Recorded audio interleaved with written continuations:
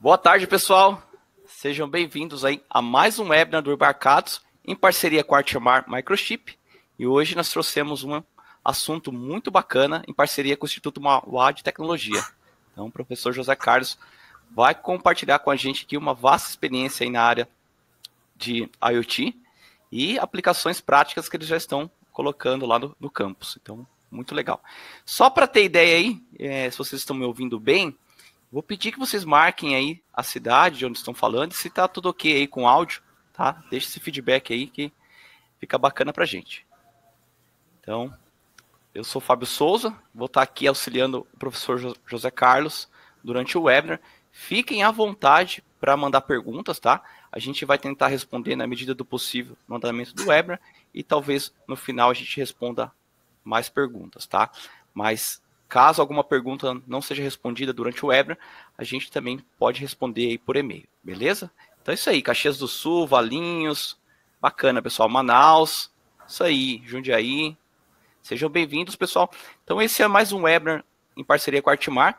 Se vocês entrarem em embarcados.com.br/webinars, vocês podem acessar outros webinars, tá? Inclusive webinars relacionados com o assunto de hoje, tá? Que a gente fez em parceria com a Artimar Microchip. Vocês podem ter mais conteúdo aí sobre o tema, tá? A gente tem alguns webinars gravados lá que vocês podem acessar. Se tiverem dúvidas, você pode mandar para a gente entra em contato com o convidado, o palestrante, para tentar tirar essa dúvida de vocês, beleza? Então é isso. Seja bem-vindo, professor José Carlos. Muito prazer, obrigado, Fábio. Por estar presente nesse webinar. A gente ficou bem feliz aí com a sua indicação pela Artimar e o pessoal vai aproveitar bastante aqui o conteúdo, tá? Então seja bem-vindo. Muito obrigado pela oportunidade, Fábio. Agradecer também ao pessoal da Artimar aí pelo carinho de me convidar para poder compartilhar um pouco com os colegas do que nós fazemos aqui no Instituto Mauá de Tecnologia. Essa apresentação está baseada numa apresentação que eu cheguei a fazer no Master, que a Microchip organiza com o pessoal da Artimar, e ela é um pouco menos técnica, ela vai tratar um pouco mais da parte de business, de como é que a gente vê a LPWAN ou o IoT de baixa potência como uma ferramenta importante aí para criar novos negócios. Então, o Fábio vai me ajudar. Se os colegas tiverem alguma pergunta, podem ir fazendo aí para o Fábio, que ele organiza para mim, me passa e eu respondo com prazer. Vamos começar discutindo um pouquinho como é que a gente enxerga a transformação digital, que tem tudo a ver com essa transformação de negócio. E como professor, todo professor é tagarela, eu vou dar um slide de aula. Eu vou pedir desculpa para os amigos, mas eu vou dar um slide de uma aulinha para vocês. Muitos provavelmente já conhecem bem isso, mas vão entender qual é a amarração que eu quero fazer para definir o que é transformação digital. Então vamos lá. Os colegas estão vendo aí na tela um sinal analógico, que é esse sinal cinza que tem aqui, ó. Sinalzinho aqui for cinza. Vamos admitir que seja tensão em volts em função de tempo. O que é um sinal analógico? Bom, vamos lá. A amplitude vai de 0 a 7. Mas quantos diferentes valores de amplitude existem entre 0 e 7? A resposta é infinito. Existem infinitos valores entre 0 e 7. Tem o 1, mas tem o 1,0001, tem o 1,0001. Então são infinitos os valores. Se nós pensarmos que o meu eixo horizontal aqui é tempo, de 0 a 13 segundos, quantos diferentes instantes de tempo existem? De novo, a resposta é infinitos instantes de tempo. E é isso que caracteriza um sinal analógico. É um sinal onde você tem essa continuidade, essas infinitas possibilidades. Ok? Mas quando eu vou para o mundo digital, aí eu tenho esses pontinhos em vermelho. No mundo digital, essas infinitas possibilidades não ocorrem. Aqui, no caso do meu exemplo, a minha amplitude ou vale 4, ou vale 5, ou vale 4, ou vale 3. Não existe o valor 5,5, ele se transforma em 5. Não existe o 2,8, ele se transforma em 3. O sinal não existe em qualquer instante de tempo, mas apenas quando eu amostro. Se nós pensarmos em segundo, ele só existe no 1 segundo, no 2 segundos, no 3 segundos, e assim por diante. Isso acontece no tempo, mas também acontece no espaço. Se você pensar nessa flor aí, vamos pensar monocromático para não complicar. Se isso aí fosse a realidade, colocada em preto e branco, quantos diferentes tons de cinza existem entre o preto e o branco? E aí a resposta, de novo, é infinito.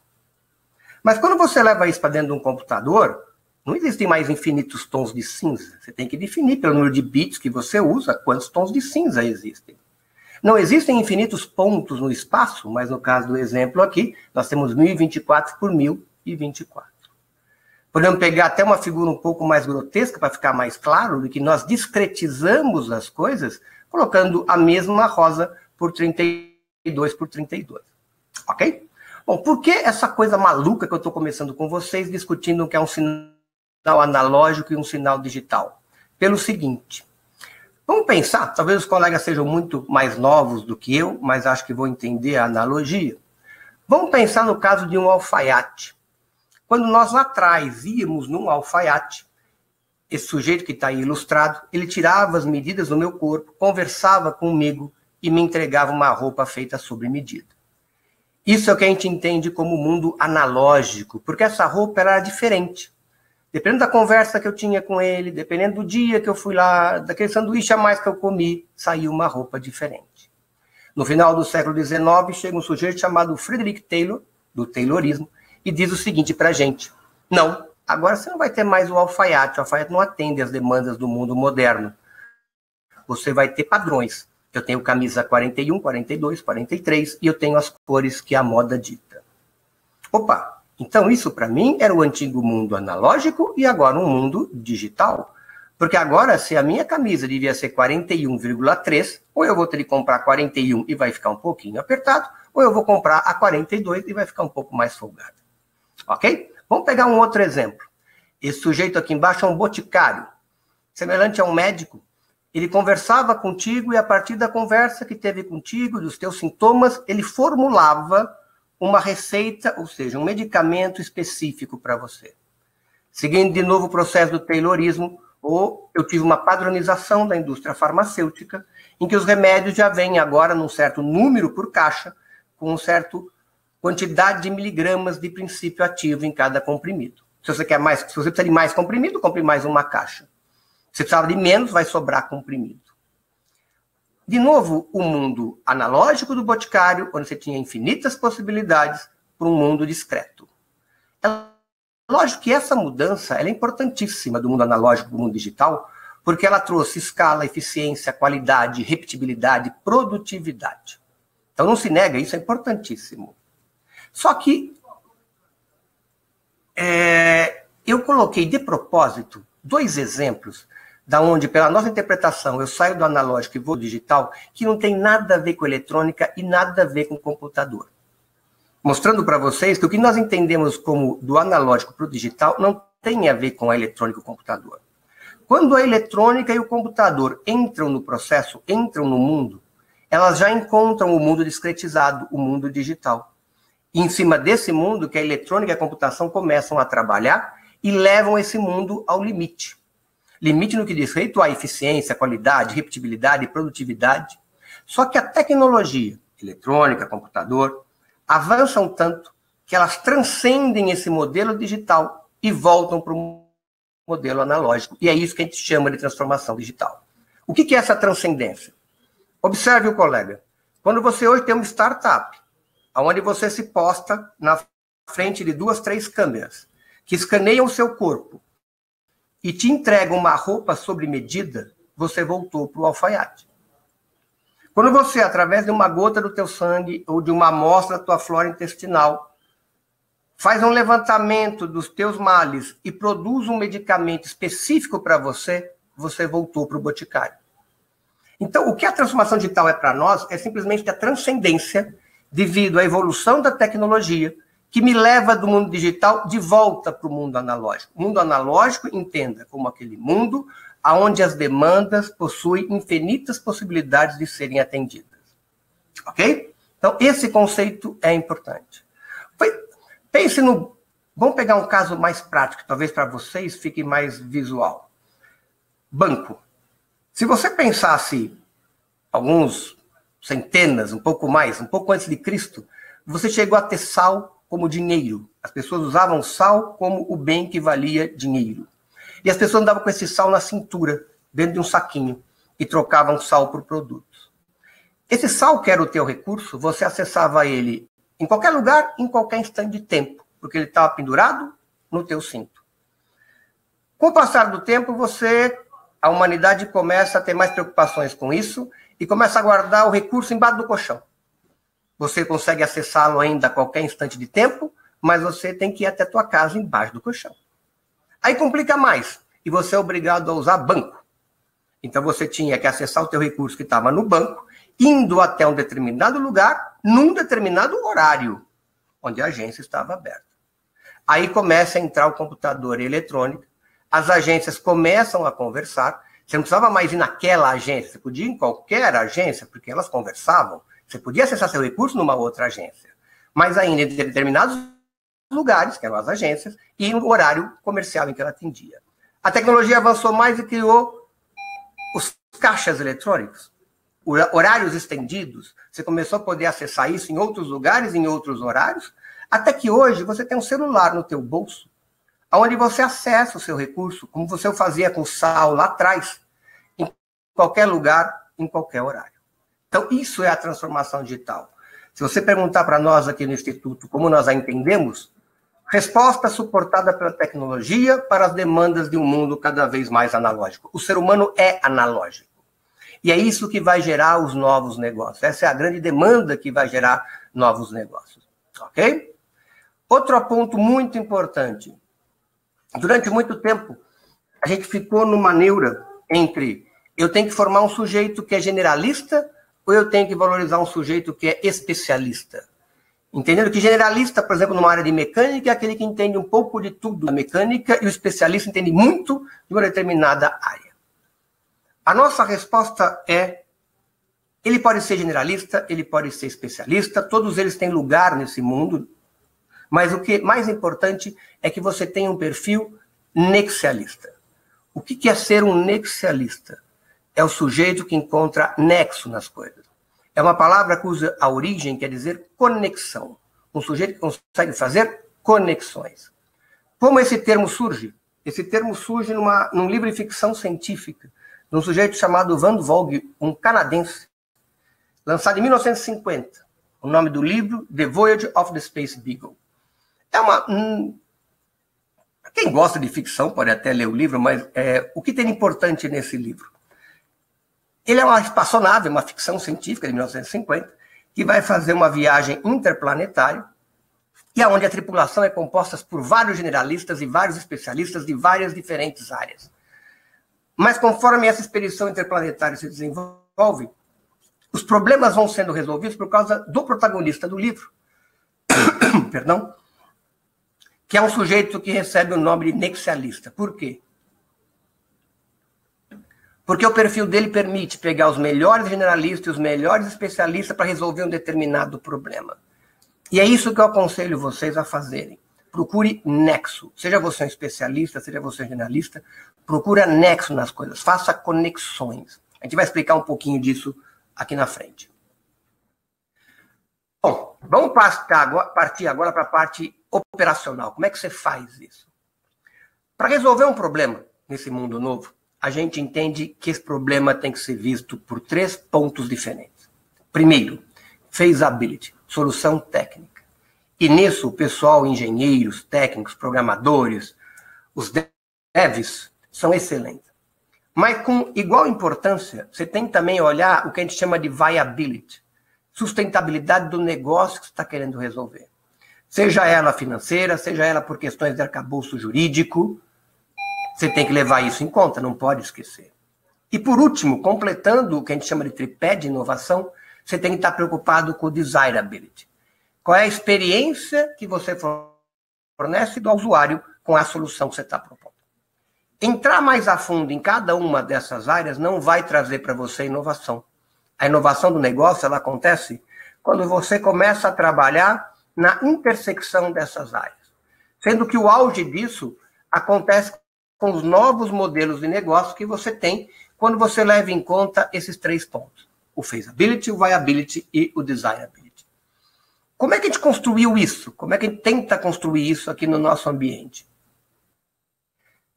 A Mauá, muitos dos colegas vão conhecê-la como escola de engenharia. E assim ela foi fundada lá nos anos 60.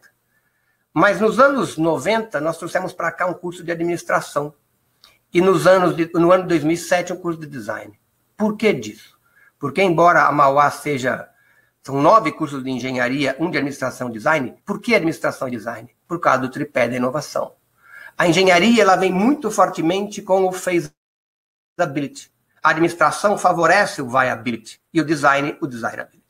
Quando você coloca esses cursos trabalhando juntos, ou seja, pessoas com perfis diferentes trabalhando juntas, você consegue cobrir todos aqueles aspectos do que nós denominamos como tripé da inovação. Esse é o campus do nosso instituto, fica aqui em São Caetano. Eu estou mostrando ele porque uma série de coisas em IoT que eu vou mostrar, na verdade a maior parte delas, está implementada no campus. Os próprios alunos e as empresas que trabalham conosco usam o campus como uma grande sala de aula e laboratório de ensaio de IoT e de novos negócios em IoT. Aí surge, então, o conceito de Smart Campus. Por que disso? Quando nós começamos a trabalhar com IoT, quem trabalhava com IoT aqui na comunidade? Normalmente o pessoal da eletrônica, o pessoal da computação, o pessoal do controle e automação. Mas, em geral, essas pessoas ficam muito presas à tecnologia como fim e não como meio. Elas não têm os outros problemas que o engenheiro civil tem, que o engenheiro químico tem, que um sujeito de finanças tem, que um designer tem, que um engenheiro de alimentos tem para serem resolvidos. Elas estavam muito mais preocupadas com a tecnologia de transmissão, de segurança de dados, de compatibilidade eletromagnética, e às vezes não tinham os problemas reais a serem resolvidos. Quando a gente criou o Smart Campus, o que nós criamos foi uma plataforma para democratizar o uso do IoT.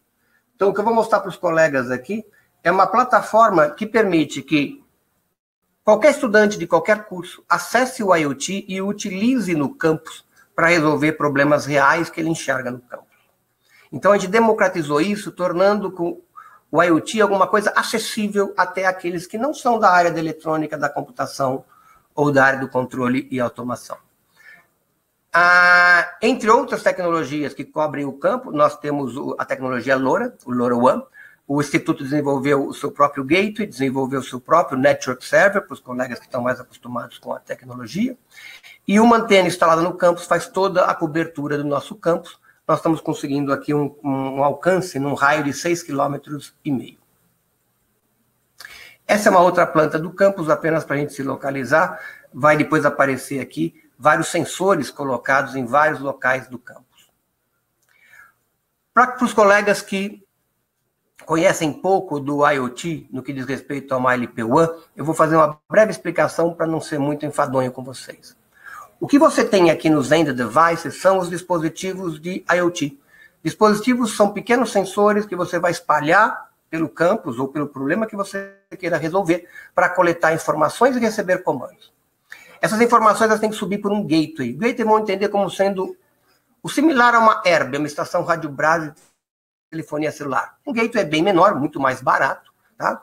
Um gateway cobre uma região bastante grande, porque ela é uma LPWAN, então lembra que esse WAN é uma área de grande cobertura, e o LP diz para mim que ela tem de low power, ela consome muito pouco. Se você quiser cobrir regiões ainda maiores, você liga mais do que um gateway, semelhante ao que você faz no celular, várias torres fazem uma cobertura maior do que uma única torre. A comutação entre uma torre e outra é transparente para o usuário dessa tecnologia. No Brasil, a frequência que a gente usa é de 915 MHz para o LoRa. Ou seja, ela é sub-gigahertz. O que significa sub-gigahertz para a gente?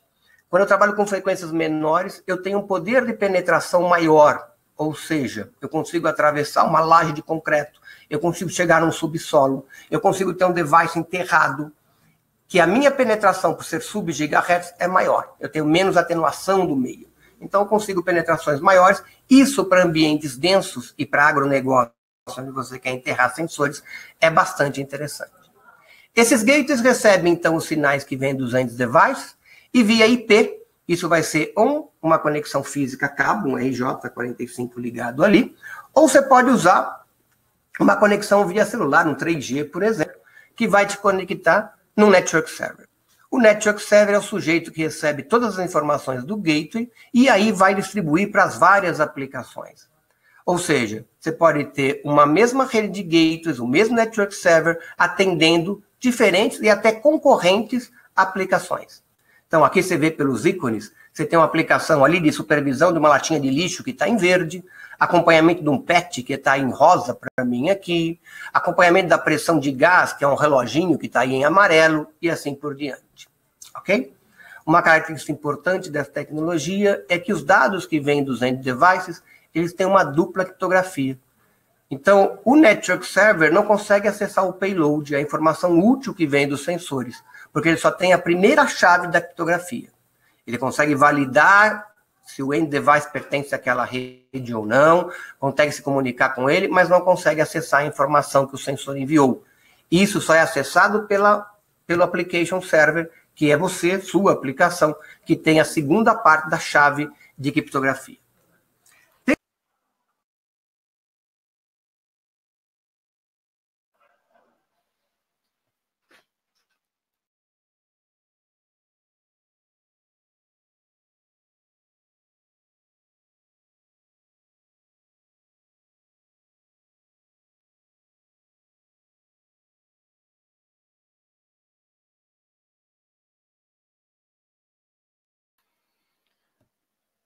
Pessoal, acho que teve uma queda. Vamos esperar o professor retornar. Só um segundo.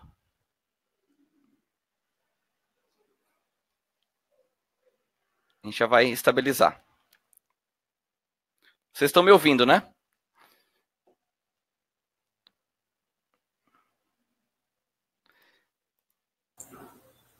Para o professor José Carlos. Fabio? Voltou o áudio, mas voltou o áudio só, ainda não voltou a tela. Não voltou para mim aqui? Agora sim. Não voltou para você? Voltou. Voltou? Eu não sei se ele derruba aqui. Você, por favor, me avisa. Aonde vocês perderam? Perdão, queridos, que eu passo a voltar. Era aí mesmo. Aproveitando, teve o pessoal que perguntou aqui antes de cair se a rede do campus é só para alunos, né? Para quem está envolvido, ou também é para outras pessoas externas. E também em relação ao gateway, se o projeto é aberto. Não, o projeto não é aberto. Nós licenciamos uma empresa que deve começar a comercializar um gateway mais barato no Brasil. Os nós, você vai ter, eu vou passar o site para vocês daqui a pouco. Lá tem esquema elétrico do nó que nós desenvolvemos, tem o firmware, tem lista de material. Nesse sentido, é aberto. Legal. Para algumas empresas que fazem parceria com a gente roda as POCs, então a gente permite que eles acessem o nosso Network Server, né, para rodar pequenos POCs.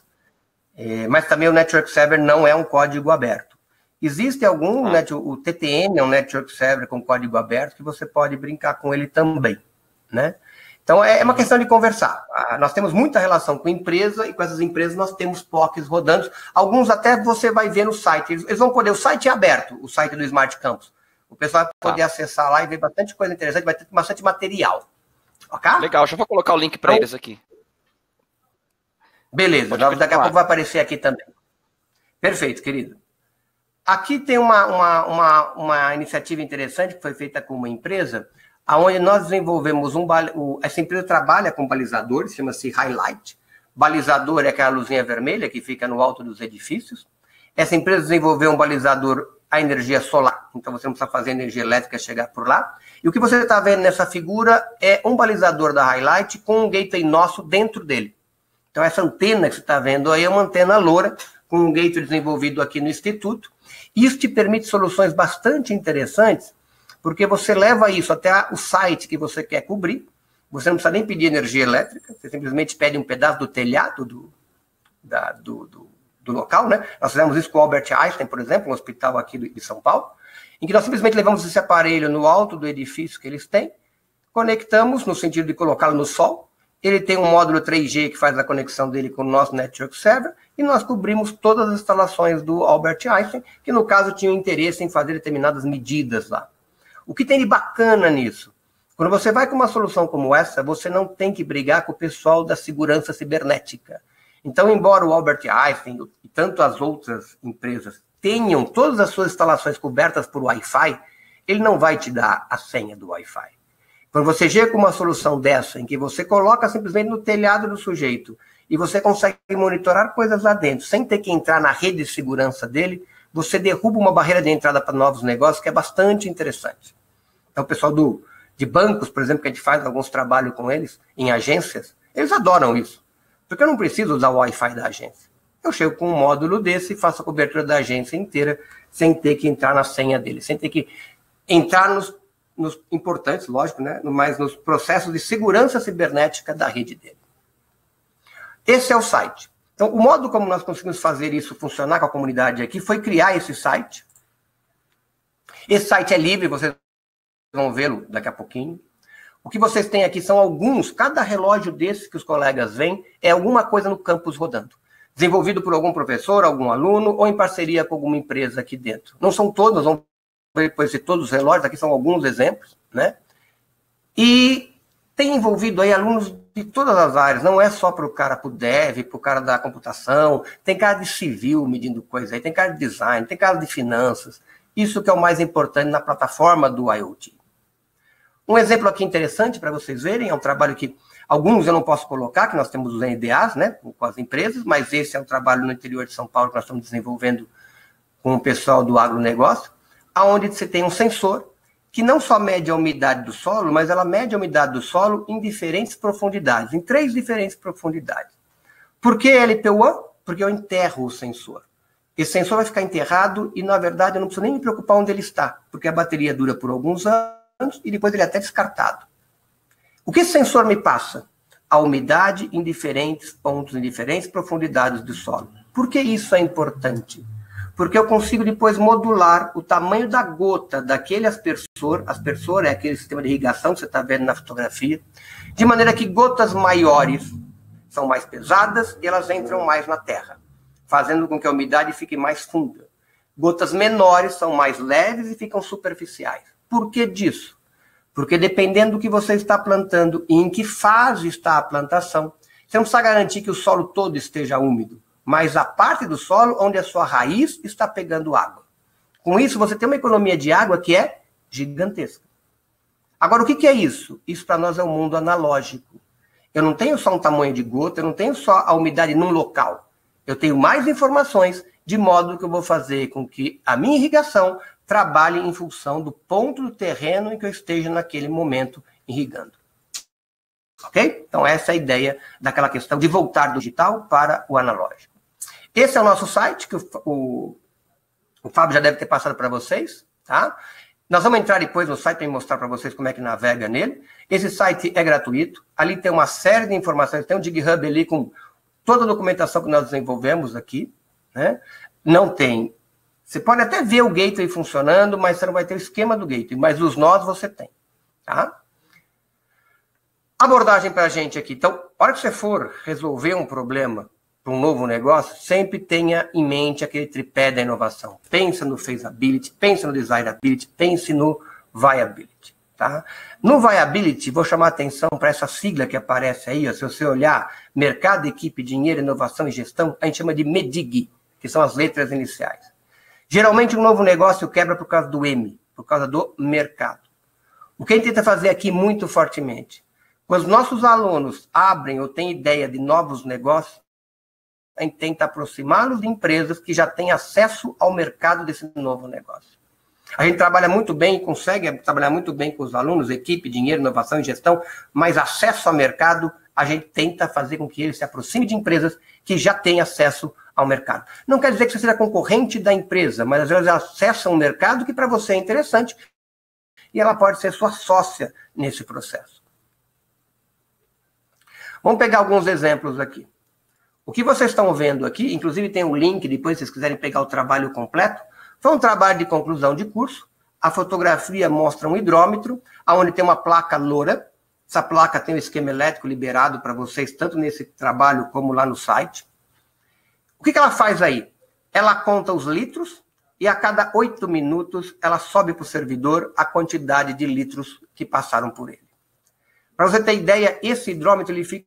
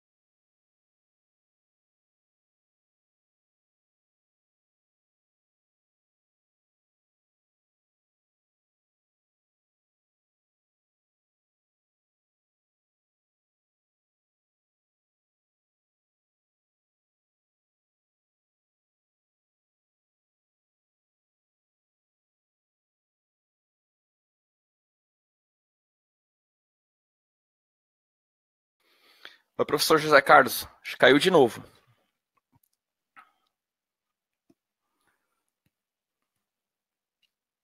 Acho que... Pessoal, deu mais uma queda com o professor José Carlos. Vamos ver se estabiliza aí. Apareceu para vocês aí agora? Sim, voltou. Tá ótimo. Voltou, querido? Voltou. Eu não sei o que acontece. Peço desculpas aos colegas. Vocês me escutam agora, né? Tá. Isso que nós ensaiamos antes, né, Fabio? Foi falta de ensaio. Parou no hidrômetro. Aí, é isso aí mesmo. Então, o que é importante? Não é você informar para o sujeito quanto ele gastou por mês, mas como ele gastou. E você agrega valor a partir do momento que você consegue dizer para ele, olha, de madrugada você não consumia tanta água, começou a consumir, dá uma checada, você deve ter um vazamento. Agregue valor a partir do momento que você começa a pegar o comportamento das coisas. Vocês vão ver que a gente acredita numa sigla aqui que está acima do IoT, que é o BOE, Behavior of Everything. Todas as coisas possuem um comportamento e desse comportamento você consegue trazer valor aos novos negócios. Partindo para um outro caso aqui, esse foi um caso envolvido com uma empresa chamada Gocil, que é uma empresa de segurança aqui de São Paulo. O que foi feito? Qual era o problema da Gocil? Vigilantes da empresa que utilizavam o armamento da empresa fora do horário de serviço. O que nós fizemos? Essa plaquinha que vocês veem aí na figura, ela é um pouquinho maior do que uma moeda de 50 centavos. Ela é composta por um módulo LoRa e mais um acelerômetro. E ela fica dentro da coronha. Dentro da coronha do 38 existe um espaço que você pode utilizar e lá está essa plaquinha. Por ser LP1, a bateria dela dura alguns anos. O que ela faz? Ela simplesmente informa o servidor se a arma se movimentou. Por quê? Porque fora do horário de serviço do segurança, essa arma tinha que estar guardada. Ou ela tinha que estar no cofre, ou ela tinha que estar guardada na casa do sujeito. Ela não podia estar passeando por aí. Por que não foi colocado um GPS aí dentro? Consumo. Eu até poderia colocar um GPS, mas não era esse o objetivo. O objetivo era se a arma estava sendo usada fora do horário de serviço. Então, esse tipo de enfoque, esse tipo de entendimento do que o cara precisa e trazer uma solução que para ele agrega valor é importante. Outro exemplo bastante interessante, essa caixinha que vocês veem aí na figura à direita superior, ela é semelhante a uma caixinha de cigarro, mais ou menos o tamanho de um maço de cigarro. Ela tem um ímã e você simplesmente aproxima ela de um transformador. Vocês veem na outra figura um transformador. Você só solta ela perto, o ímã já liga ela no transformador, ela cola no transformador. Transformadores de rua. Você já prestou atenção quantos transformadores de poste de rua você tem? Só aqui no Instituto são 22 transformadores. Esse aqui que nós fizemos os testes era um transformador de chão, que era mais fácil para fazer o teste, mas o princípio é o mesmo. O que tem nessa caixinha? 2 termômetros, 2 sensores de temperatura, um na face que você encosta no transformador, outro na face oposta. E um acelerômetro. O que a gente mede? Um delta de temperatura e a vibração, que é uma tradução de um efeito chamado magneto resistivo. O efeito magneto resistivo, ele é aquela vibração do transformador. Obviamente que a vibração do transformador, ela se altera em função da potência que está passando pelo transformador. Então, o que a gente tem que fazer com uma caixinha dessa, que para instalar é super fácil, você só solta ela perto do transformador. Primeiro, se tem energia ou não tem energia. Informação que hoje as concessionárias de energia não têm. Pelo delta de temperatura e pela vibração, na sua amplitude e na sua frequência, eu consigo dizer se caiu uma fase, eu consigo dizer para ele se ele está com mais potência ou menos. Eu aprendo o comportamento desse transformador e eu consigo agregar com esse comportamento uma série de informações para a empresa distribuidora de energia. Tem que ser alguma coisa que tem desirability, porque tem que ser muito fácil de instalar. Tem que ter viability, ela não pode custar tão caro. E é lógico, ela tem que ter o feasibility, que é a solução técnica. Foi usada uma transformada de Fourier aqui para conseguir chegar nessa informação, mas com tudo uma manha, tudo um segredinho para conseguir fazê-la sem gastar muito energia. Ok? Mas você tem ideia, não são... as soluções são complexas no sentido de você trabalhar em cima delas, mas não são problemas do outro mundo. Você andando pela rua, você vai encarar um problema desse pela frente para ser resolvido. Então, conceito aqui para o nosso Smart Campo e trazer essa inovação da transformação digital. Sensores, que através de alguma rede, aqui no caso nós estamos falando do LoRa, mas o nosso campus também tem redes como o Sigfox e outros tipos de redes também para fazer IoT, mas aqui especificamente nós estamos falando do LoRa. que através de uma rede você consegue agregar valor por ferramentas de analytics. Nós somos muito agnósticos, então a gente trabalha com o Azure, da Microsoft, trabalhamos com o Watson, do Bluemix, trabalhamos com o TensorFlow, da Google Analytics, trabalhamos com algoritmos desenvolvidos por nós mesmos, né? Não nos amarramos a nenhuma tecnologia. E a filosofia por detrás, que é o mais importante, é que o IoT, como eu já disse agora há pouco, no fundo é o passo inicial porque a gente chama de BOE, Behavior of Everything. É através do comportamento das coisas que você realmente agrega valor às tuas novas soluções, aos teus novos modelos de negócio. Aqui tem mais uma série de relógios, mas eu quero mostrar algumas aplicações, em especial, que nós desenvolvemos aqui com os alunos e que eu acho bem interessante. Mostrar aqui uma para vocês. Essa daqui de baixo. Essa tela de baixo você pode também ver ao vivo depois no nosso site. O que você tem aí? Esse mapa, que foi tirado do Google Maps, ele é a cidade de São Caetano. Cada pontinho vermelho desse é uma ponte. Nós desenvolvemos uma caixinha que simplesmente com dupla face eu vou e colo embaixo da ponte. Ela tem sensores ultrassônicos semelhantes a sensores ultrassônicos de para-choque de veículo, que mede a distância entre a ponte e a água do rio. Ou seja, de maneira indireta, eu meço o nível do rio. Se eu tenho o nível do rio, que são esses reloginhos que estão em volta aí do mapa, e eu tenho o histórico disso, ou seja, eu aprendo o behavior, eu consigo informações importantes se eu vou ter um alagamento, se eu não vou ter um alagamento. Eu não preciso nem que tenha chovido na região, pode ter chovido na cabeceira da serra, e simplesmente por acompanhar como é que a variação dos níveis está acontecendo, eu consigo avisar a Defesa Civil de que vai ter um alagamento. Então, coisa simples, mas não é só a informação instantânea, é o histórico dela, é o comportamento, é o behavior. E aí essas coisas são importantes para nós, porque gera dados para que alunos com outros interesses que não o IoT, trabalhem com esses dados e consigam agregar valor às informações. Outro caso bem interessante. Essa figura que vocês estão vendo aí são duas luzes de emergência. A da direita é a tradicional. A da esquerda foi uma luz de emergência que nós modificamos. Luzes de emergência são regulatórias, você tem que tê-las em todos os espaços, é lei, o bombeiro exige. Aqui na Mauá eu tenho mais de 1000 luzes de emergência. O que nós fizemos nas luzes de emergência? Colocamos um módulo de IoT, no caso LoRa, colocamos um sensor de temperatura, um sensor de umidade, um sensor de presença e um sensor de luminosidade. Um LDR, um sensorzinho PIR e um DS11 que mede temperatura e umidade. Gastamos alguns reais nisso. Só que a partir do momento que eu tenho uma luz de emergência desse tipo, o que eu vou ter? Primeiro, que sala está sendo usada. A sala está sendo usada? Ah, não. Ah, mas a luz ficou acesa. Não está sendo usada, luz apagada, mas ar-condicionado ficou ligado. Vou mostrar isso para vocês. Esse aqui é o reloginho que vocês podem ver ao vivo depois lá com os dados, né? Mas mais interessante é esse gráfico. Você está vendo nesse gráfico é o seguinte. O ponto em azul, a linha em azul, é a quantidade de movimentos em função do tempo. Então, quando você tem essas variações maiores, deixa eu pegar o mouse aqui, ó, essas variações grandes, é porque tinha atividade na sala de aula. A vermelha, o ponto em vermelho, é que a lâmpada estava acesa ou a lâmpada estava apagada. Então, por exemplo, aqui era uma aula. Tinha gente dentro, a luz estava acesa. Aqui é a moça da limpeza. Você vê que praticamente tinha pouco movimento, a luz ficou acesa por pouco tempo. Isso foi a moça da limpeza que entrou de manhã, fez a limpeza da sala, acendeu as luzes e depois saiu. Ou seja, para esses dados, você tem um monte de informação útil. Por exemplo, luzes de emergência que ficam nos toaletes, nos banheiros. Com elas eu tenho ideia, eu consigo aprender como é que é o comportamento de uso dos banheiros. Eu tenho os banheiros no instituto que ficam perto dos auditórios.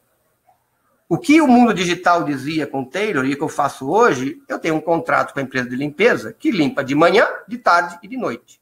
Agora, me diga, colega, se não tem nenhum evento no auditório, faz sentido limpar de manhã, de tarde e de noite? Se eu tenho eventos o dia inteiro no auditório, não precisa limpar mais do que uma vez de manhã, uma vez à tarde, uma vez à noite? Sim. Agora, como é que eu posso fazer isso com uma luz de emergência que é IoT? Eu simplesmente faço um dashboard para o meu terceirizado e informo para ele que naquele momento o banheiro está com mais demanda do que normalmente, ou o contrário. E ele faz a gestão do pessoal dele por demanda. Não é mais um sistema digital em que tem que cumprir de manhã, de tarde, de noite. Não. Pode ser que hoje à tarde ele mande fazer mais uma limpeza. E à noite não mande fazer. Porque tem um evento grande à tarde e não tem um evento grande à noite. Ou não tem evento à noite. Ok? Outras coisas importantes. Trabalhar também com informações em 2D. Isso que você está vendo é o comportamento da temperatura de uma sala em função do horário e dos dias. Então, a gente usa muito ferramentas como gradiente, divergente, aquelas ferramentas que a gente na escola aprende e não usa, né? Aí, com esses sistemas, a gente faz uso delas. E o que é bacana, que um sistema desenvolvido, às vezes, por um rapaz do controle de automação, fornece dados suficientes para que um cara da civil, que está preocupado com a isolação térmica de uma sala, consiga trabalhar em cima dele. Aqui um outro caso bem interessante que foi desenvolvido com os alunos também. Isso aqui são as telinhas do dashboard do aplicativo que o menino desenvolveu. O que nós fizemos? Pegamos um ar-condicionado. Imagina aquele ar-condicionado mais simples. Só tira ele da tomada, bota a nossa caixinha IoT no lugar da tomada e liga depois o ar-condicionado nessa tomada. Ou seja, ele é como se fosse um Benjamin. O que essa caixinha faz? Ela simplesmente mede a corrente que o ar-condicionado consome. Vou admitir a tensão como sendo estável, então eu tenho a potência do ar-condicionado. E a temperatura da sala que o ar-condicionado está em ponto. Um outro sensor que fica no gate me diz a temperatura do campus, a temperatura externa. Como eu sei o delta de temperatura e a potência que o ar-condicionado está consumindo para manter aquele delta de temperatura, a gente cria um negócio chamado coeficiente de esforço. Em outras palavras, se lá fora está 40 graus, minha temperatura está a 25 graus na minha sala, o meu esforço do ar-condicionado é muito maior do que se lá fora tivesse 28 graus. Trazer de 28 para 25 exige muito menos energia do que trazer de 40 lá fora para 25 aqui dentro. Quando você faz isso e você aprende como é que um ar-condicionado se comporta, o que você tem de valor? Se meu ar-condicionado começa a gastar mais energia para manter o mesmo ΔT, eu concluo. Filtro está sujo, preciso fazer manutenção. Perdi fluido refrigerante. Uma série de coisas que te dão uma manutenção preventiva daquele equipamento. Agora imagina um hotel que tem lá 400 quartos com 400 ar-condicionado. O que ele gasta de manutenção para isso? O pior, o ar-condicionado ele é um vilão, porque enquanto ele estiver mantendo a tua sala a 25 graus, você não está nem aí para quanto ele está gastando de energia. Você só vai se preocupar o dia que ele não mais conseguir manter a 25 graus, mas aí por meses ele já veio consumindo mais do que devia e a tua conta de luz já estourou faz tempo. Para vocês terem ideia, a parte hoteleira, quase 75% da conta hoje está relacionada com a parte de condicionamento de ar-condicionado. Vou pegar mais uma aplicação bacana para vocês aqui. Essa aqui é uma outra aplicação aqui mais elaborada. Isso aqui, por exemplo, nós estamos fazendo para uma empresa uma medida de ar-condicionado, mas aí muito mais valores, pressão de entrada, pressão de saída, temperatura, umidade, uma série de coisas, mas mostrando que também o IoT pode ser utilizado para você conseguir fazer coisas mais detalhadas, tá? Só para ilustrar. Isso você também consegue acessar no nosso site, se você quiser ver por lá ao vivo.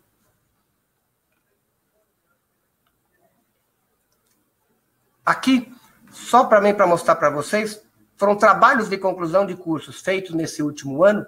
Nesse ano de 2018, ao final dele, nós tivemos 220 trabalhos de conclusão de curso. 25 trabalhos, ou seja, mais de 10%, usaram desse suporte do Smart Campus para colocar em IoT na sua resolução. Né? Então, você tem desde Smart Parking, que é olhar vagas, né, através de sensores LoRa, sensores de chuva intensa, a ver com aquela sensores de ponte, até coisas do tipo detecção de gasolina adulterada. Um trabalho feito por moças da engenharia química, que com suporte do pessoal da eletrônica, criaram um dispositivo, que está aqui, vocês vão poder ver ao vivo depois lá no sistema, que consegue dizer para mim se o combustível está adulterado ou não está adulterado. É um sisteminha que você coloca no combustível, aperta um botãozinho, ele manda para o nosso servidor. Lá existe uma aplicação que foi calibrada para isso. Esse foi o trabalho do pessoal da química, né? Fazer diferentes titulações de combustível adulterado e, através de cor e através de fatores de capacitância e temperatura, a gente consegue dizer se tem uma adulteração do combustível ou não. É um projetinho bem interessante. Agora aqui algumas coisas que eu gostaria de dividir com os amigos. Ratoeira. A primeira vez que eu vi um alemão que colocou loura numa ratoeira, eu achei que ele era meio doido. Afinal de contas, para que você vai colocar loura, para que você vai colocar IoT numa ratoeira? A primeira impressão que eu tive é que ele queria ser um aplicativo para me dizer que eu peguei o rato ou não peguei o rato. Mas não é isso, e é isso que tem que ter a cabeça aberta. Conversando com esse sujeito, qual que era o problema dele? Ele faz controle de pragas em grandes silos. As instalações dele têm no mínimo 300 ratoeiras. Só que as 300 ratoeiras estão espalhadas numa área enorme, onde se guardam grãos. Por questões fitossanitárias, ele não pode deixar o animal morto, que foi pego pela ratoeira, por mais do que um certo tempo. Senão ele coloca em risco a questão da qualidade do alimento. Então o problema dele era, ele tinha que ter equipes que 24 horas por dia ficavam passando pelas ratoeiras para verificar se as ratoeiras tinham pego alguma coisa. A partir do momento que ele colocou a IoT na ratoeira e um LP1, que a bateria dura anos, ele elimina isso. Hoje ele tem uma sala com dashboard, os motoqueiros dele, e simplesmente aparece para ele que a ratoeira 1403 pegou, ele sabe onde é que foi instalada a ratoeira 1403, e a equipe dele vai direto lá na ratoeira 1403. Com a economia que ele teve de mão de obra, de pessoas que ficavam andando atrás das ratoeiras todas, em 6 meses ele pagou todo o projeto. Aqui, vamos pensar num mercado interessante, pessoas idosas. Aquela mesma luz de emergência que mede movimento, se instalado no apartamento de um idoso, eu consigo informações de comportamento. Que hora que essa pessoa levanta, que hora que essa pessoa deita, se ela vai para a cozinha, se ela não vai para a cozinha, e através de informações de comportamento, eu posso avisar a família, ou eu posso tentar criar alguma coisa preditiva no sentido, poxa, começou a dormir mais do que dormia menos, do que dormia antes.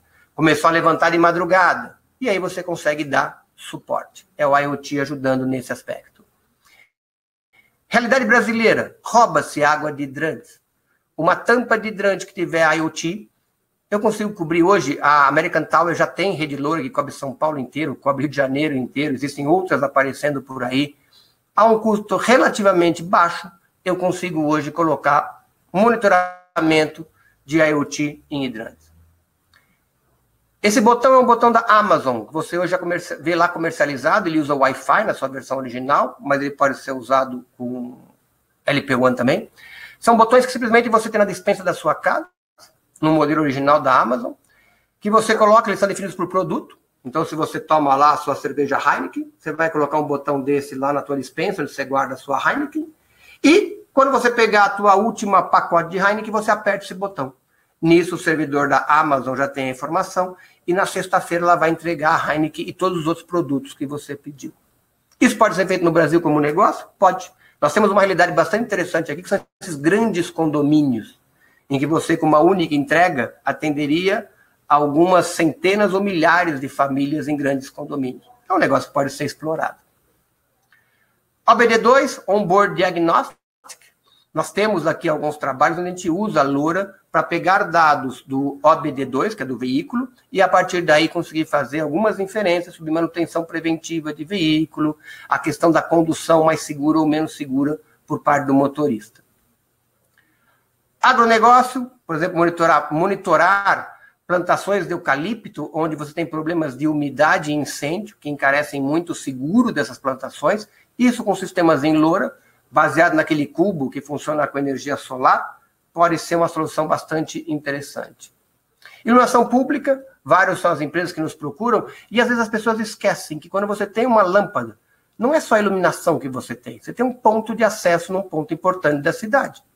Se você simplesmente colocar um microfone aí, eu consigo dizer se o caminhão de lixo passou ou não passou. Se eu colocar aí um termômetro, eu consigo fornecer, por exemplo, para clima-tempo, uma série de informações que ela não tem com tanta diversidade, com tanta quantidade de informação. Defensas. Uma caixinha simples que você simplesmente cola na despensa e se houver um choque de veículo, pode ser distante ou não, você consegue informar. Trechos de longas retas, você tem, a gente trabalha muito com concessionário, o sujeito dorme no trânsito, bate na defensa, acorda e não chega a entrar na estatística de acidente. Se tiver um sensor ali, você coloca isso de uma forma muito barata. Esse colega nosso tem uma empresa de frigobar. Ele terceiriza frigobar em grandes hotéis. Ou seja, o hotel não está interessado no frigobar. Para ele ele tem que ter o frigobar para atender o cliente, mas ele fazer a gestão do frigobar é complicado. A empresa desse colega faz a gestão disso. Qual é o problema? Ele tinha que entrar em todos os quartos para verificar se o frigobar tinha consumido alguma coisa ou não. Qual foi a proposta para ele? Um sensor da IoT com uma fita dupla face que a gente liga dentro do frigobar. Só liga, né? Só coloca dentro do frigobar. Que mede temperatura e luminosidade. A partir daí a gente consegue avisar para ele se o frigobar foi aberto ou não. Então ele não precisa entrar em todos os quartos. Ele entra apenas nos quartos em que houve a abertura do frigobar. Isso parece um problema bobo, mas ele tem um resort que ele atende no Nordeste que tem 1000 quartos. E o pessoal do hotel não sabe dizer dos 1000 qual está ocupado e qual não está ocupado. Disso surgiu uma outra possibilidade que eu vou mostrar um pouquinho mais adiante. Primeiro vou colocar essa, que é Esse é um produto espanhol, que é um LoRa utilizado numa taxa. É uma parte plástica. Ela deve ter mais ou menos uns 10 centímetros de diâmetro. Você prende isso nas vagas e quando um carro para em cima, ele avisa o servidor que existe uma massa metálica em cima disso. Ou seja, você com facilidade instala isso, sem ter que puxar fios e puxar conexões. Você instala isso no estacionamento e ele informa para você que vaga está habilitada, né? Pode ser ocupada ou se já está ocupada. Aqui é uma fechadura eletrônica que veio por causa do frigobar. Nós colocamos LoRa numa fechadura eletrônica de tal maneira que hoje, se você abrir o hotel, a porta do teu quarto, o sistema sabe. O sistema hoje não sabe disso. Você vai lá, abre o teu quarto, mas não é informado para a central do hotel. Ele não sabe se você abriu ou não abriu o quarto. Sistemas de pesquisa. Aqueles em que você coloca lá o satisfeito, não satisfeito, regular. Isso com LoRa viram pequenas caixinhas que você simplesmente apilha, né? Você não precisa ter ligação com energia elétrica. Você coloca, quer avaliar a qualidade do serviço no banheiro? Espalha essas caixinhas, a pessoa simplesmente vai lá e já avalia na hora. Se você depois quiser avaliar outra coisa, você só muda as caixinhas de lugar e faz outras avaliações. Sistema barato, sistema simples, e hoje empresas parceiras nossas já usam isso como um diferencial de mercado. Eu queria fechar com esse caso aqui, que eu acho interessante, que foram... Tem o tempo ainda, Fabio? Temos sim, pode continuar. A gente tem algumas perguntas, mas dá tempo. Tá, esse sistema aqui eu acho interessante pelo seguinte, que é para mostrar o que é a diferença entre feasibility, desirability e viability. Um grupo de alunos me procurou na disciplina que eu ministro aqui, que é sobre IoT. Eles têm que fazer projetos. E eles me propuseram o seguinte projeto. Uma caixinha, muito fácil de conectar, então o desirability dela era boa, em que eu mesmo ligava no quadro de luz da minha casa. A eletrônica era uma eletrônica robusta e simples, então o feasibility estava bem resolvido. Só que o problema deles era de negócio, de viability. Qual que era a proposta de negócio deles? Eu teria um aplicativo em que eu poderia acompanhar o consumo de energia elétrica da minha casa. Bom, fácil de instalar, você mesmo instala, desirability, ok. Boa eletrônica, robusta, simples, feasibility, ok. Mas modelo de negócio, um aplicativo para você acompanhar o consumo da tua casa, nós já fizemos, eu pelo menos como orientador de trabalho, já fiz uns 3 ou 4 aqui. Ele vira um gadget, ele vira um negócio bacana para você mostrar a primeira semana para os amigos, depois vai pagar vento, você não mexe mais. O que eu propus para ele foi mudar o viability, o modelo de negócio. Então, vamos admitir o seguinte. Vamos admitir que o Fábio, ele quer passar o final do ano com a família dele lá na Riviera. Você não tem casa na Riviera não, tem, Fábio? Não, ainda não. Não, então, mas vai ter, mas não tem ainda. Então, você vai alugar uma casa na Riviera, perfeito? Perfeito.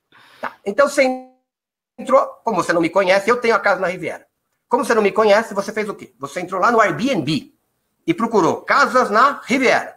Apareceu uma série de casas para você e entre elas apareceu a casa do Zé Carlos. Aí você olhou a casa do Zé Carlos, eu não tenho, tá? Tô brincando. Mas apareceu lá a casa do Zé Carlos. A casa do Zé Carlos tem 4 suítes, todas com ar-condicionado, tem o spa, que pode ficar ligado, piscina aquecida. Você falou, putz, a casa do Zé Carlos atende a minha necessidade, eu quero ficar 5 dias na casa do Zé Carlos, o Zé Carlos está cobrando R$1.000 a diária. O que o Airbnb faz? Ele vai cobrar R$5.000 de você do cartão e depois, se tudo der certo, vai passar uma boa parte do dinheiro para mim, que sou o dono da casa. Perfeito? Isso aí. Ok. Bom, aí entra o produtinho dos meninos. Na casa do Zé Carlos tem isso instalado. E você, Fábio, quando entrou no Airbnb, você percebeu que tinha um tal de selo verde na casa do Zé Carlos. Qual que é a proposta? Sem muquiranice. Mas se o Fábio for um cara que vai usar o ar-condicionado, o spa, de maneira consciente, ou seja, você não vai deixar o ar-condicionado ligado, as janelas abertas e vai para a praia.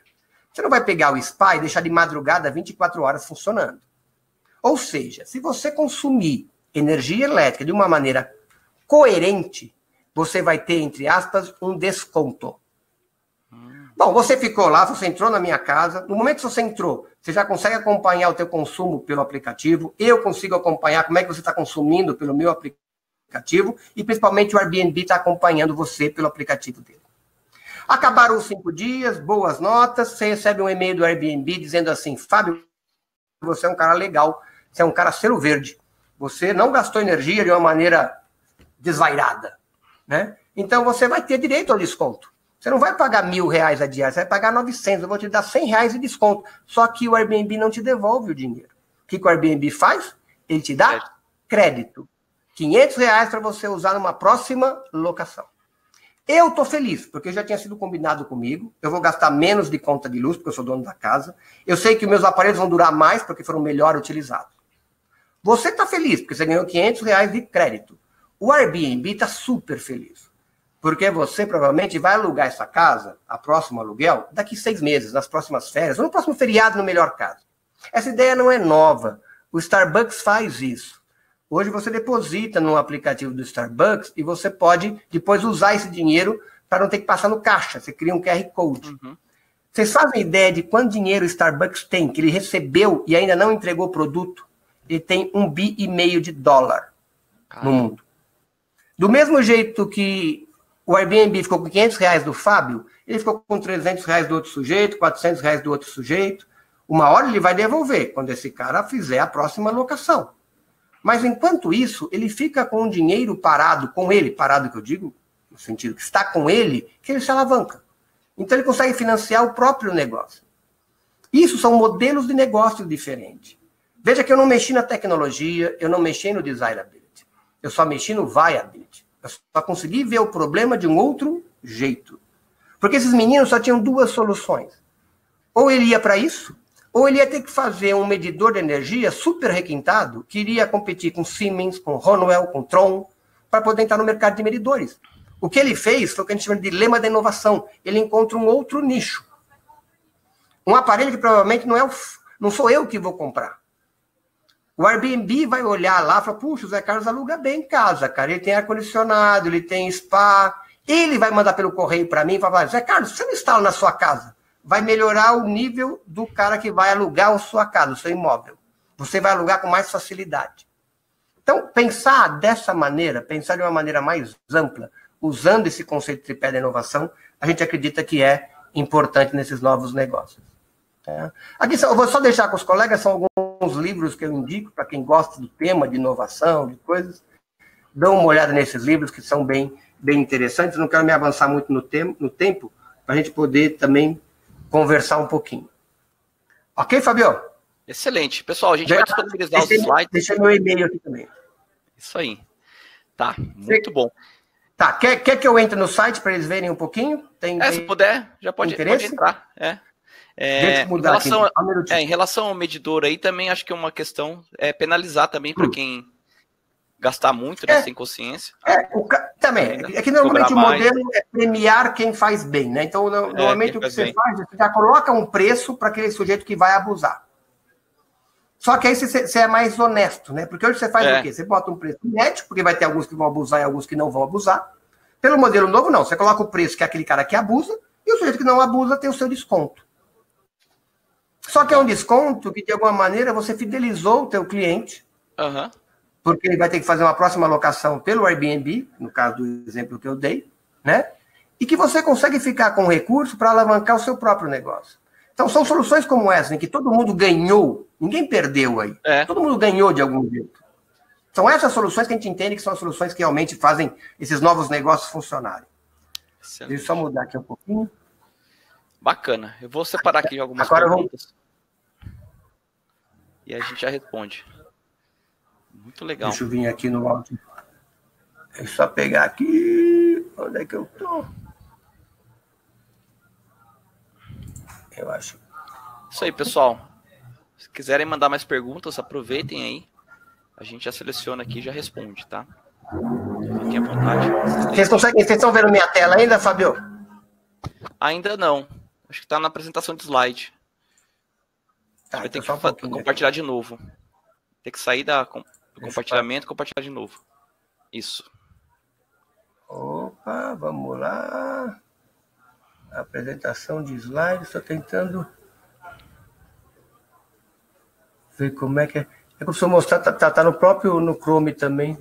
É que se eu entro nela, eu não consigo compartilhar. Para compartilhar, eu tenho que ir na aba do Chrome que você tá. Ou compartilhar a tela inteira também.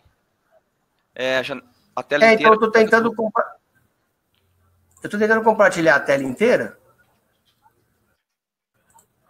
Vamos ver. Acho, agora eu vou conseguir. Legal. Vixe, Maria. Peraí, vamos mudar aqui. Vocês estão vendo uma telinha aí de... Apareceu uma tela diferente para vocês, não? Apareceu. Essa tela, isso aqui é a sala que a gente usa, que é o nosso QG do Smart Campus. Aqui é um processamento de imagem feito no Raspberry Pi. Cada vez que entra alguém... tem uma garrafinha aqui com a fotografia do Fábio Assunção, que o sistema consegue identificar. Cada vez que entra uma pessoa aqui, ele identifica se a pessoa está feliz, se a pessoa não está feliz. É o IoT também sendo utilizado para outras coisas. Mas deixa eu mostrar para vocês alguma coisa mais perto. Esse aqui são os... Você consegue ver um monte de reloginho aí? Tem bastante.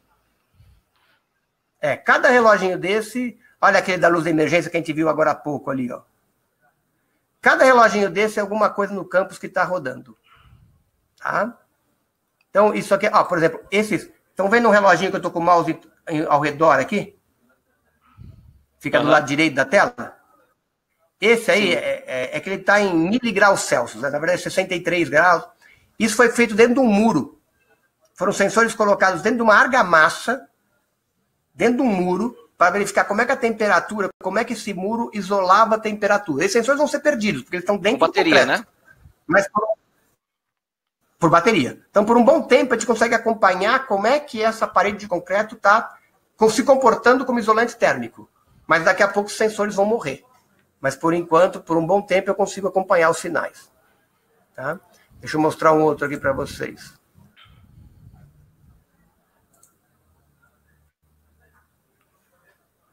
Opa. Está entrando aqui. Esse é o site propriamente dito. Tá? Se os colegas quiserem ver aqueles reloginhos ao vivo, eles vêm aqui em conectividade, que eu estou clicando ali em cima, nessa janelinha. Aqui, cada coisa que você clica aqui, você vai ver alguma coisa nova. Então, como é que a gente usa o Node-RED? Como é que é o formato JSON dos nossos arquivos? Aqui, como é que empresas podem pegar os nossos dados e criar seus próprios dashboards? Como é que a gente usa o MQTT, que a gente não usa? A gente também tem a REST API para ler o servidor, mas a gente usa muito mais o MQTT. Você faz um subscribe no teu sensor, e aí a gente vai, cada vez que o sensor manda um dado novo, a tua aplicação recebe. Aqui no hardware, que eu vou colocar aqui em cima, ele demora um pouquinho para atualizar, mas aqui você vai ter uma série de questões, tem um vídeo aqui explicando como é que funciona o nosso sistema, como é que se programa o nosso nó, tá? Quais são as características do nosso nó.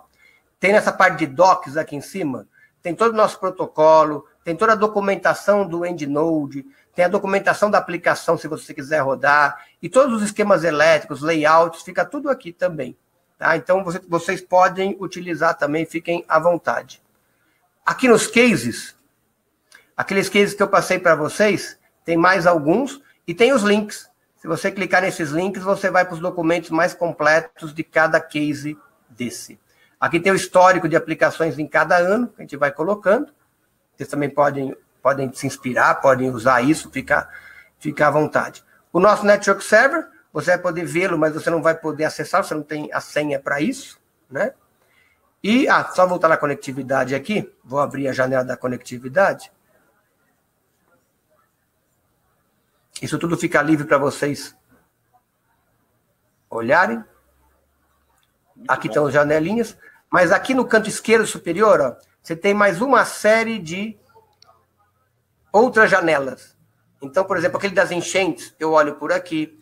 o dos hidrômetros do campo, como é que está o consumo de água em cada prédio, eu olho por aqui. Como é que estão os gates? Na verdade, nós temos um gate que cobre o campus todo, mas nós temos outros que a gente está usando para fazer a parte de geoposicionamento, sem GPS, né? Fazer só por questões de triangulação, que é uma coisa que o novo LoRa permite, nós estamos trabalhando nisso. Esse aqui, por exemplo, só mostrar para vocês. Isso aqui são 3 gateways que estão sendo instalados em Sergipe, que nós estamos fazendo um trabalho lá em Sergipe, para monitoramento de consumo de energia elétrica. Esses gateways estão lá e a gente acompanha por aqui, por São Paulo. Então, usando nosso Network Server aqui, a gente está acompanhando a implantação para uma empresa que é nossa cliente, que trabalha conosco, lá em Sergipe. A gente também trabalha com o Sigfox, você vai encontrar aqui também a mesma plataforma para o Sigfox, e assim por diante. Então é isso, Fabio. Bacana. Temos algumas perguntas aqui. Tá. Vamos tentar responder algumas perguntas. Claro. O Leonardo comentou aqui que o custo do Gateway LoRaWAN, né? Ele tem um custo proibitivo, que isso prejudica sobremaneira o feasibility de qualquer projeto IoT. Será que não inviabiliza a LoRaWAN como solução? Não, para você ter ideia, um gateway, se você pegar um gateway CareLink, que é um gateway francês, que já vem Power on Internet, que já é IP67, ou seja, você pode levar no cliente e já colocar direto. Um gateway desse, no Brasil, com os impostos pagos, sai R$5.000. Então, por exemplo, esses gateways que estão aqui em Sergipe são todos CareLink. O gateway que nós desenvolvemos aqui na Mauá, que é baseado num Raspberry Pi industrial, a gente gasta custo nosso, mas tudo bem, teria que vir em quantidade maior, mas eu não gasto mais do que $200 para fazer. Então, você tem gateways indoor também hoje, que você pode pegar na internet, você tem que tomar o cuidado de pegar na frequência correta, né? Mas não, o gateway não é empecilho, não. Talvez o empecilho maior hoje ainda seja você acessar o serviço Network Server, se você não tem o seu Network Server. Bacana. O Márcio e o Arthur, que eles comentaram em relação por que LoRa e não Sigfox, ou vice-versa, talvez. A gente trabalha com os dois, né? Aqui no caso, o foco foi LoRa, porque a Artimar trabalha com a linha da Microchip, que é LoRa. A gente tem Sigfox, a gente tem 20 módulos Sigfox rodando aqui. Então, se você entrar no nosso site, você vê que o nosso site não fala de LoRa e nem de Sigfox. Como também, nós estamos em negociação para ter, a gente quer ter o IoT NB, né, o Narrowband, que é claro, está trazendo aqui também. Então, a gente é bem agnóstico, né? Existe uma diferença no tamanho do pacote. Algumas aplicações que eu tenho aqui, o Sigfox, ele tem um upload de 12 bytes e um download de 8 bytes apenas. E eu consigo transmitir numa frequência menor do que com o LoRa.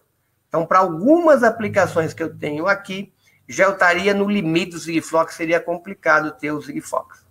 Tá? Mas para outras, o Sigfox é, inclusive, mais barato e consome menos bateria. Muito bom. Vou pegar mais duas perguntas.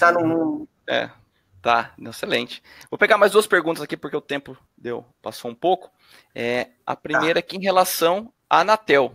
Legislação em relação a gateway, os nós, como que funciona? Então, por ser essa frequência chamada de ISM, Industrial Scientific Medical, a frequência que foi colocada no Brasil, ela é uma frequência que não precisa de licença. Então, você não paga por ela, mas você precisa de homologação. Então, se você precisa ter um gateway homologado. Então, por exemplo, essa empresa para a qual nós licenciamos o gateway que desenvolvemos, está homologando junto à Anatel. É aquele selo que você tem quando compra um access point, né, dizendo que foi testado, quer dizer, que ele está dentro das frequências que são estabelecidas, com a potência máxima que foi estabelecida. Então, homologado ele precisa estar. Ele não tem a licença, mas ele tem a homologação. Você já encontra, Sigfox tem hoje já nós no Brasil homologados, e LoRa também já tem alguma coisa homologada. Tá, mas hoje a gente, aqui na universidade, por ser pesquisa, a gente roda algumas coisas ainda pré-homologação, né? A gente roda como pesquisa mesmo. Mas para entrar no mercado, para vender, você tem que ter a homologação. Legal. Mas para quem está desenvolvendo, é bom já pegar um módulo, né? Se for trabalhar com módulos já homologados, né? Pelo fabricante. A homologação não é do... assim, se você for comprar, se você quiser transformar isso para num produto, se você quiser fazer só um teste, tudo bem, você mesmo pode desenvolver o seu Node, né? O segredo do Node, que a gente vê muito aqui, é que a gente trabalha muito aqui na Mauá com a parte de RF. que é fazer o casamento entre o módulo e a anteninha. A maior parte dos colegas que aparecem aqui com problemas nos seus nós, que dizem que o LoRa ou o Sigfox não vão tão longe quanto o pessoal preconiza, é porque não conseguiu fazer o casamento do nó com a antena, que é uma coisa chata de fazer, né?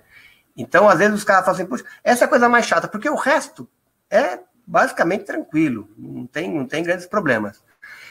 Mas se você está pensando em fazer disso uma solução que você vai vender para alguém depois, vá atrás de alguma coisa que é homologada. Bacana. Aí a Artimar pode dar esse suporte, né?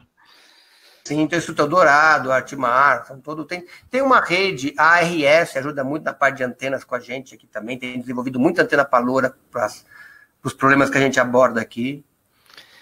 Tá, agora a última pergunta, já estou estourando o tempo aqui, é sobre a posição da antena, instalação, e aí teve uma pergunta também, a distância, né, dos nós para o gateway. Então, aqui em São Caetano, eu estou conseguindo... Ixi, acho que eu melei na tela para vocês aí, né? Pera aí. Aqui em São Caetano, eu estou conseguindo uma distância de 6,5 km. Eu já rodei POC em Maracaju, que é interior do Mato Grosso do Sul, onde eu consegui 15 quilômetros de raio. Então, eu cobri uma fazenda inteira com 44 mil hectares, ainda sobrava sinal. Em lugares muito adensados, Nova York, o pessoal cobriu Nova York colocando a 1 milha de distância um gateway de outro. É claro que tem uma preocupação muito grande, que eles querem chegar nos vários subsolos que tem no prédio. Então, você faz o desenho da sua antena de uma maneira apropriada para que ela tenha uma radiação mais para baixo e menos para os lados. Então, aí que você tem que desenhar uma antena bacana, depende do que você quer fazer com ela. Vamos supor que você quer cobrir a Volkswagen. E você vai colocar a tua antena lá no canto. Tem que ser uma antena direcional, porque senão você vai cobrir todo um lado que não é Volkswagen. Então, aí você tem projetos de antena. Para fazer um POC, não precisa, mas quando você vai fazer realmente o produto, aí você pega um projeto de antena como a ARS, por exemplo, que já tem antenas direcionais para LoRa desenvolvidas. Excelente. Acho que é isso. É muito bom. Foi uma apresentação excelente, professor. Brigadão mesmo. Imagina, eu que agradeço a vocês aí, meus caros. Vamos ligar aqui. Então é isso, pessoal. A gente agradece a participação de todos. Nós vamos mandar a apresentação para vocês, para terem os links certinhos, tá? Se tiver alguma dúvida que ficou, você lembrar depois, eu deixei fixado aqui o link do webinar. Você pode colocar nos comentários, a gente manda para o professor José Carlos, ele responde a gente, tá? Deixa meu e-mail lá também na apresentação, por favor, fiquem... Legal. Sintam-se à vontade. Às vezes demora um pouquinho por causa da vida de reitor, que é meio complicado, mas a gente responde sim. Imagino.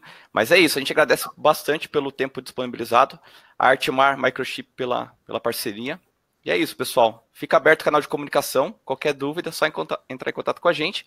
E esse webinar vai ficar gravado, a gente pode rever. Eu já estou até me programando aqui para ver ele de novo. Isso aí, professor. Obrigadão. Obrigado, Fábio. Obrigado aos colegas. Uma boa tarde para você. Abraço. Até mais.